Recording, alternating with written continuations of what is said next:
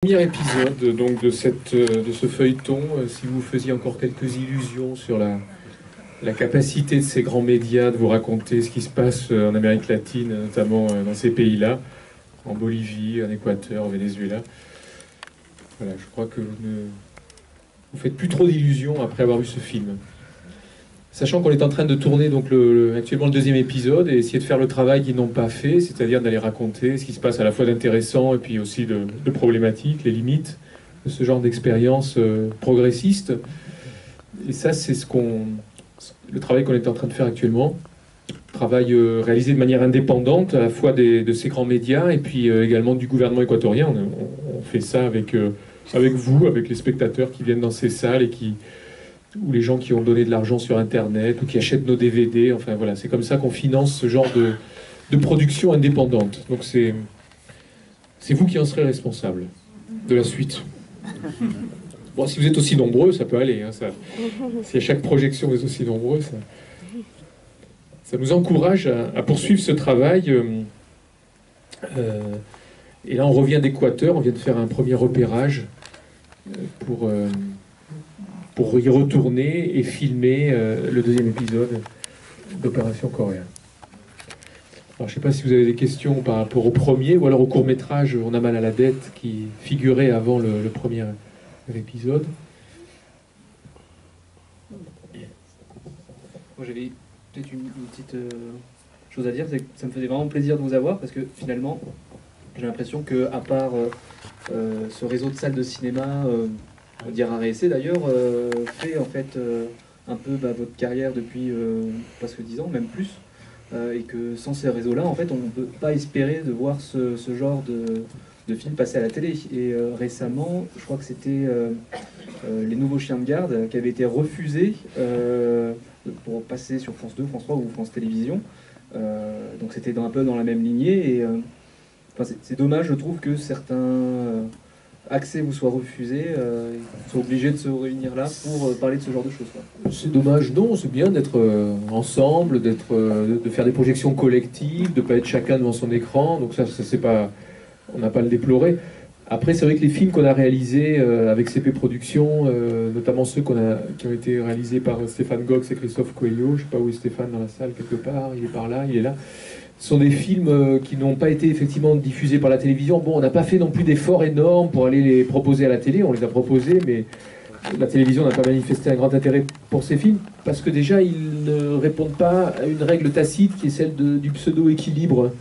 C'est-à-dire quand on fait un film, par exemple, comme Attention, danger, travail, ou Vous l'aimerez foutre à le pays, où on donne la parole à des gens qui ont décidé de déserter le marché du travail pour essayer parfois de vivre autrement, il aurait fallu donner la parole à ceux qui disent que c'est pas bien. Il aurait fallu donner la parole dans de bonnes conditions. C'est-à-dire, nous, on donne la parole aux MEDEF, on donne la parole aux puissants, on donne la parole à ces journalistes vedettes, aux ces responsables de l'information, dans des conditions qui ne sont pas terribles, dans lesquelles ils ne sont pas en position de force pour une fois, dans lesquelles ils ne sont pas en capacité de dominer les autres, comme c'est le cas habituellement. Et ça, c'est quelque chose qui nous est reproché par ces grands médias. C'est-à-dire qu'on ne fait pas, on ne respecte pas les règles d'équilibre habituelles.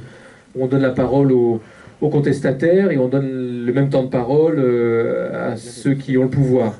Voilà, nous, on ne respecte pas ces règles-là. On donne plutôt la parole dans de bonnes conditions aux contestataires et on donne la parole dans de mauvaises conditions à ceux qui détiennent du pouvoir. Voilà un peu le déséquilibre qui est le nôtre, ce qui nous semble totalement légitime. Hein. C'est-à-dire qu'on estime que vous, spectateurs, quand vous arrivez dans une salle de cinéma, vous avez déjà dans la tête le discours des puissants. Il a tellement été matraqué, il a tellement été ressassé, que vous, moi aussi, hein, on l'a déjà. Donc c'est pas la peine de vous faire une piqûre de rappel, vous l'avez déjà dans la tête. Vous savez déjà ce que pense le MEDEF, vous savez déjà ce que pensent les grands médias, vous savez déjà... Tout ça, c'est déjà intégré. Donc on ne va pas en plus, nous, donner de la place à ces idées ou à ces points de vue dans nos films. C'est pas nécessaire. Mais c'est quelque chose qui nous est reproché, qui fait que nos films passent pour militants. C'est plutôt péjoratif dans la bouche des grands médias. En fait, tout est militant en plus. Hein, quand vous regardez le journal télévisé de France 2 ou TF1, il est militant, mais il est militant non déclaré. C'est ça la différence. Il est militant non assumé. Quand vous écoutez David Pujadas, ou je ne sais plus qui c'est, ça fait longtemps que je ne regarde pas ces journaux, mais les nouveaux présentateurs qui présentent les informations et qui qui ressassent des points de vue plutôt d'inspiration néolibérale ou qui, sur l'Ukraine, reprennent tel quel le point de vue pro-états-unien ou pro-OTAN, c'est sûr que c'est militant, c'est militant. On n'a qu'un point de vue.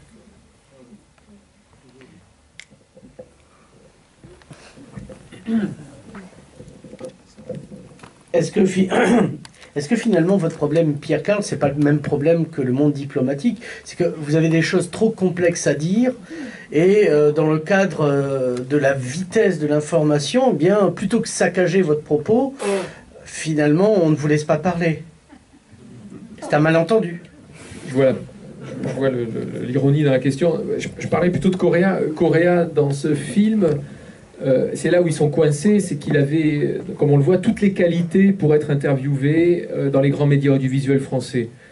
C'est-à-dire qu'il y a des gens qui ils auraient pu dire non, celui-là il est incompréhensible, tout ça, mais lui non. Lui, quand on le voit, et vous l'avez vu, il parle français, il est économiste, il est à la tête d'un pays qui a des résultats économiques supérieurs à ceux de l'Allemagne, alors que c'est souvent considéré comme étant la référence dans les grands médias, l'Allemagne, hein, si on réussit mieux que l'Allemagne ou comme l'Allemagne on en parle. Je ne sais pas si c'est dans le film, je ne me souviens plus, mais le taux de croissance de l'Équateur à l'époque où Correa se rend à la Sorbonne est de 5%, le taux de chômage est de 4,1 ou 2%, et surtout la dette publique est inférieure à 30% du produit intérieur brut, de la richesse nationale produite chaque année par le pays.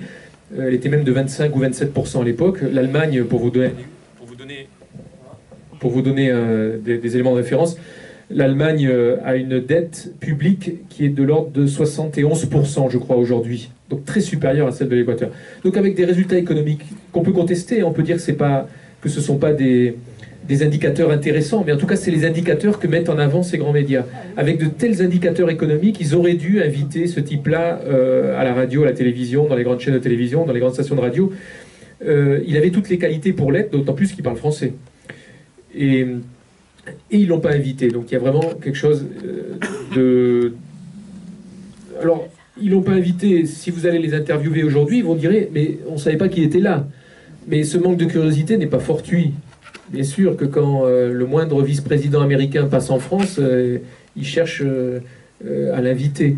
Donc c'est un manque de curiosité ou une indifférence qui n'est pas fortuite, bien sûr, qui est politique, qui raconte le fait qu'il privilégie certains points de vue ou certaines politiques, celles d'austérité, qui nous ont vendu ou survendu ces dernières années, ces grands médias, et les politiques d'investissement public, les politiques qui prônent les nationalisations, sont des politiques qui sont plutôt mal vues par ces grands médias. Un simple exemple, hein, c'est ce qui s'est passé tout récemment avec les autoroutes. Je ne sais pas si vous vous souvenez du débat qu'il y avait juste avant les vacances de Noël. Faut-il ou pas nationaliser les autoroutes, hein? C'était un débat qui a émergé pendant quelques jours, bon, surtout dans la presse communiste, l'Humanité, ou peut-être dans quelques émissions de télé, de radio et encore, portées par quelques voix dissidentes qui sont quelquefois invitées. Mais là, récemment, le gouvernement, c'est d'ailleurs dans le dernier numéro du Monde diplomatique, celui de mai, celui qui est sorti aujourd'hui ou hier, le gouvernement a signé un accord avec les sociétés autoroutières qui est vraiment défavorable à l'État français, où elles ont obtenu des concessions rallongées de 2 à 4 ans en échange de quelques investissements ridicules. Ça a été présenté comme un accord équilibré par les grands médias. Si vous écoutiez France Inter, vous écoutiez France 2, TF1 et compagnie, c'était présenté comme un accord équilibré, ce qui était la communication du gouvernement, bien sûr. Mais c'est totalement incroyable qu'on n'ait plus du tout parlé de nationalisation. Ce débat a totalement... C'est un gros mot, nationalisation, c'est un gros mot. Alors qu'on devrait... en Équateur, par exemple, les autoroutes sont ouvertes les jours fériés. Le gouvernement ouvre les autoroutes les jours fériés pour que le peuple puisse... les jours fériés, se promener sans avoir à payer les autoroutes. C'est simplement une volonté politique. Tout est politique. Hein. C'est qu'un problème de volonté politique. Mais ces politiques-là sont bannies du petit écran ou des grandes stations de radio ou sont présentées comme délirantes. Ou alors, quand ça ne convient pas, on n'en parle tout simplement pas. Ça ne convient pas, donc on n'en parle pas. Voilà, ça n'existe pas. Et on pourrait en dire autant de ce qui se passe, par exemple, en Bolivie ou de ce qui s'est passé en Venezuela ou dans ces pays-là. Oui, alors moi, ça serait vis-à-vis de la façon dont vous décriviez, dont vous montrez des gens comme Calvi, par exemple. Calvi, oui. Bon, est-ce qu'ils peuvent s'opposer, ce qui s'oppose justement à ce que vous les dépeigniez d'une façon pas trop à leur avantage, ou alors, comme c'est beaucoup maintenant, c'est la politique du parlez de moi en bien ou en mal, mais bon Dieu, parlez de moi. Et je vois que la censure qui pourrait être imposée, enfin, je pense que ça peut aller dans ce sens-là, au contraire, c'est de parler de moi, même si je suis pas mon avantage, mais là, moi, j'existe. Vous avez raison, on pourrait imaginer, voir les choses comme ça. Non, simplement, ce film n'a pas a une très faible visibilité publique. Je suis même pas sûr qu'ils sachent qu'il existe, le film, ces gens-là. Hein. Nous, on les a pas informés, en tout cas. On n'est pas allé leur dire, attendez, regardez, ça sort. Donc, je suis pas sûr qu'ils soient au courant de l'existence du film. Quand on est allé les filmer, on leur disait pas que c'était pour ce film. Hein. Ils n'ont pas su, hein, ils ont même pensé que c'était des Belges qui venaient les voir. Pour ce qui est de Aurore Van Opstal est belge, hein, donc je ne suis pas sûr que Yvan Levaille, que Christophe Barbier, tout ça sachent ce qui s'est passé avec leur interview, sachant que notre démarche, c'est de ne pas leur demander leur avis. On n'a pas de scrupules avec ces puissants. Ils ont la possibilité, même si on les caricature, de se défendre dans leurs médias, dans leurs émissions. Hein, ils ont ce pouvoir-là. Donc on ne va pas avoir de scrupules à, ne pas les montrer à leur avantage, comme vous dites, ou même, y compris à les caricaturer. Ça, je pense qu'il faut le revendiquer, le fait de les caricaturer, et de les montrer de manière assez réductrice. Mais ils n'ont pas porté plainte parce que tout simplement, pour eux, ça n'existe pas, ce film n'existe pas. Et ils n'ont pas tort, le film existe dans les salles de cinéma. Il y a une version courte qui a circulé sur Internet. Il circulera ensuite en DVD en septembre, octobre. On fera une édition DVD. On le fera circuler en ligne aussi un peu plus tard. Donc on va le diffuser, mais ça restera une diffusion qui n'a pas d'équivalent avec des programmes de télévision qui sont vus par des millions de personnes.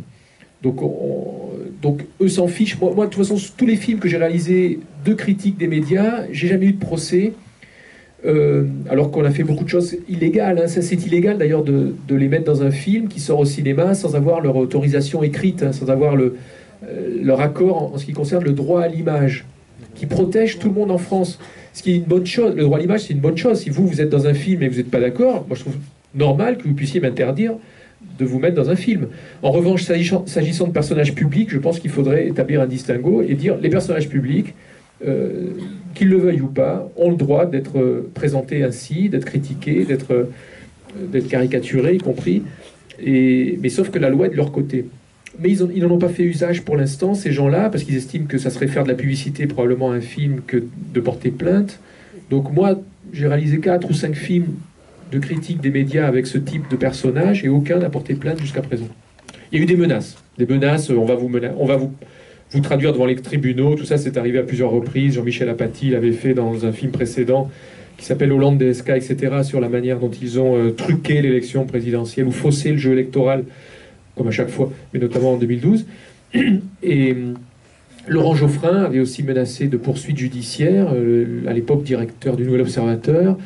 Bon, il y a eu des menaces, mais comme Tapi n'arrête pas de menacer les gens de procès, mais il ne les fait pas en fait, c'est de l'intimidation. Et il ne faut pas se laisser intimider par ces gens-là. Et ils n'ont pas intérêt de toute façon à faire des procès. Oui, bonsoir, merci.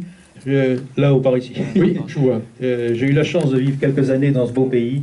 Oui. J'ai une Quelle question... année les années 80, 85, 90. Oui. Et j'ai une question très inquiète parce que j'ai vécu d'aller, Correa, d'aller. Et c'est... On dit qu'il a pris la grosse tête et qu'il veut lui aussi devenir héréditaire ou héritier ou presque, comme il est condamné. Qu'est-ce que vous en savez? Puisqu'il est en train de changer la Constitution pour ça. Voilà ma question inquiète. Alors, héritier de qui? De lui-même? Non, mais qu'il veut rester, comme Chavez restait plus longtemps que son terme, comme qu'il avait prévu initialement. Je ne sais pas si c'est vrai. La Constitution, il faut préciser que la nouvelle Constitution équatorienne, celle de 2008, interdit la réélection, n'autorise qu'une réélection, interdit de se représenter une 3e fois.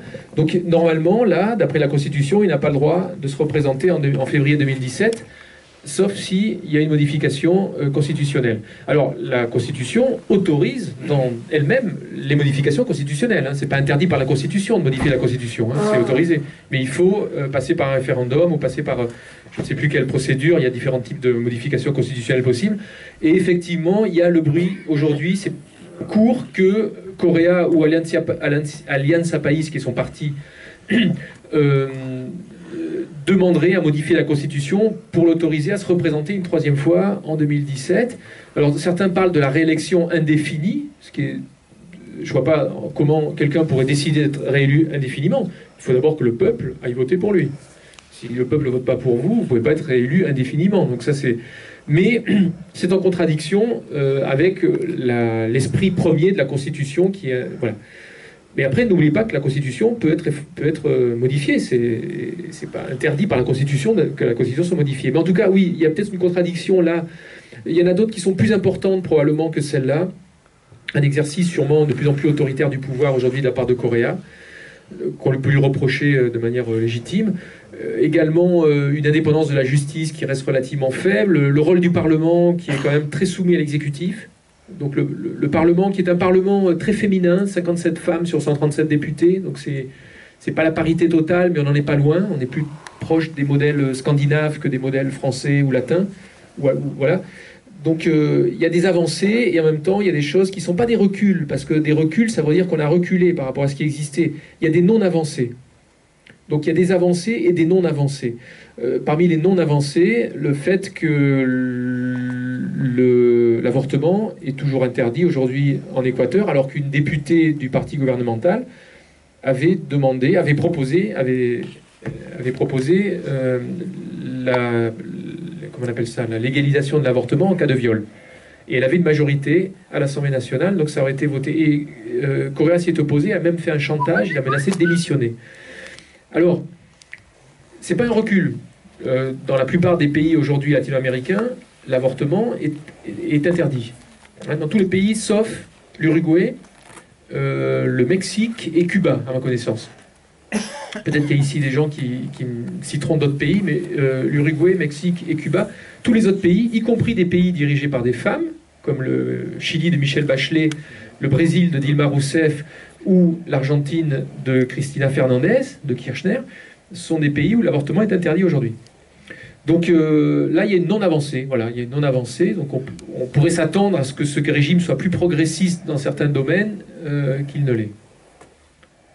Voilà. Il y a d'autres critiques qui sont faites, qu'on a pu... Par exemple, sur les médias, on lui reproche d'intervenir ce qu'on appelle le système de la cadena. La cadena, c'est la chaîne, être enchaîné, en cadena. Et donc le président de la République a la possibilité d'intervenir 1 heure ou 2, je ne sais plus, sur toutes les chaînes et toutes les stations de radio au même moment. Donc tous les médias doivent relayer le discours du président de la République. Alors, des gens m'ont interpellé à ce propos en disant « Vous avez la chance en France, vous êtes beaucoup plus libre que cela, etc. etc. » Moi, ce que je leur répondais, c'était « Mais vous avez peut-être plus de chance que nous, parce que vous êtes en...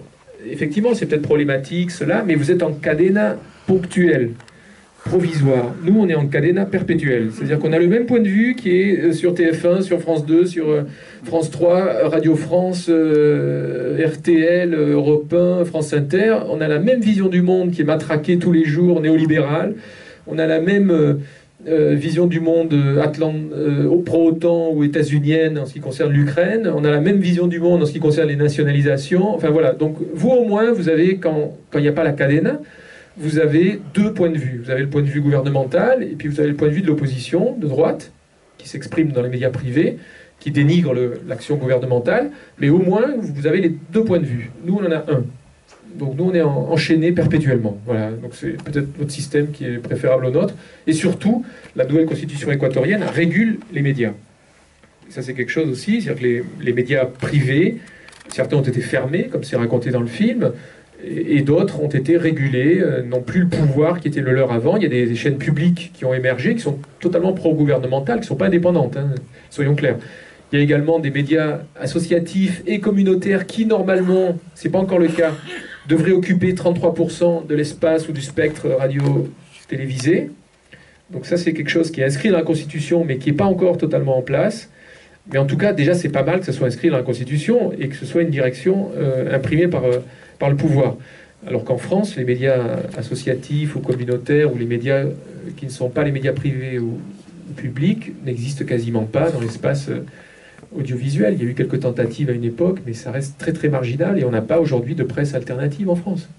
On a quelques médias indépendants, mais on n'a pas de presse alternative. C'est-à-dire une alternative à la grande presse, on n'en a pas. C'est d'ailleurs ce que j'ai l'impression, ce qui ne marche pas en France, mais avec Podemos par exemple en Espagne, ils ont réussi grâce à justement à créer un média alternatif. Et on pense peut-être que c'est la même chose avec la Grèce. C'est peut-être le souci qu'on a actuellement. En Espagne, il existe La Tuerca, qui est une émission de télévision sur Internet, hein, qui n'est pas un média... Non, je ne pense pas que ce soit un média alternatif. Un média alternatif, ça veut dire que vous auriez l'équivalent de TF1, mais qui serait un point de vue, je sais pas, progressiste sur l'actualité, qui mettrait, je sais pas, par exemple, un journal télévisé qui ouvrirait, non pas par un fait divers qui fait diversion, comme disait Pierre Bourdieu, mais qui ouvrirait par le traitement d'un accident du travail. Pourquoi tel ouvrier est tombé de tel échafaudage, qui est responsable, et disposer des mêmes moyens que ceux que l'on convoque pour un fait divers pour établir les niveaux de responsabilité dans un accident du travail. Chose que vous ne verrez jamais dans les grands médias, qu'ils soient privés ou publics. Jamais. Vous ne verrez jamais l'ouverture d'un journal. Un accident du travail, c'est considéré comme quelque chose de normal, naturel, comme allant de soi et ne faisant pas l'objet de ce genre de traitement. Donc, si on veut avoir ce type d'alternative, c'est-à-dire des journaux qui n'ont pas la même hiérarchie, je sais pas, un journal télévisé ou un magazine d'information où il y aurait une rubrique délinquance financière, mais régulière, tous les jours, hein, on pourrait l'alimenter, hein, sans problème. Si on veut avoir ça, il faut... Enfin, ça, c'est vraiment de la presse alternative. Voilà, c'est qu'on a vraiment une alternative pour une audience large, pour un public relativement important.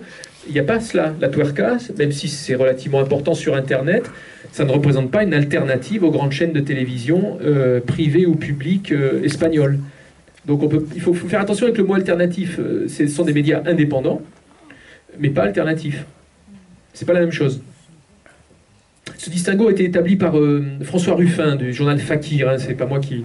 Je ne fais que le reprendre. Hein. Oui, bonjour. Francis Daspe du parti de gauche, pour les présenter. La manière de faire la guerre a évolué au cours des époques. Et aujourd'hui, je pense que l'austérité et les politiques néolibérales sont la nouvelle manière de faire la guerre au peuple. Et Correa le dit très bien, l'enjeu essentiel, c'est effectivement le pouvoir. Qui prend le pouvoir?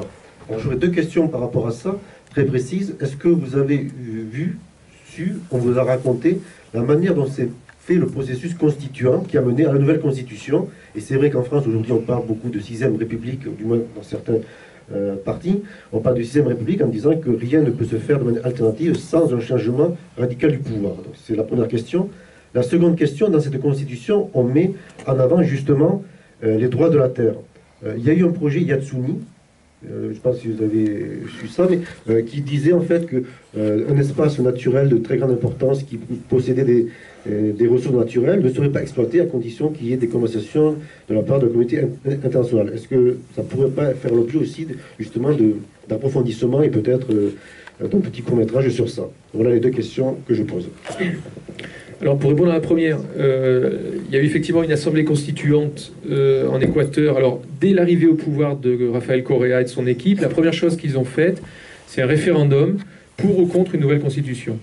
À 80%, les gens ont dit oui, nous voulons une nouvelle constitution. Donc une assemblée constituante a été convoquée qui était dans le village, dans la ville de Monte Cristi, sur la côte Pacifique, on appelle l'assemblée de Monte Cristi, et au bout d'un an de travaux, certains disent que c'est pas suffisant, un an, il y a eu un débat entre Rafael Correa qui voulait que ça aille plus vite et Alberto Acosta qui était le président de l'assemblée constituante qui voulait que ça soit plus long. Correa a tranché et l'a emporté. Aujourd'hui, Alberto Acosta est devenu un de ses principaux opposants, l'ancien président de l'assemblée constituante. Au bout d'un an, la nouvelle constitution a été soumise au vote des citoyens. Le oui l'a emporté à 66% des voix, sachant qu'en Équateur, le vote est obligatoire. Hein, donc ça donne une assise, une légitimité très forte, le fait qu'il n'y ait pas d'abstention.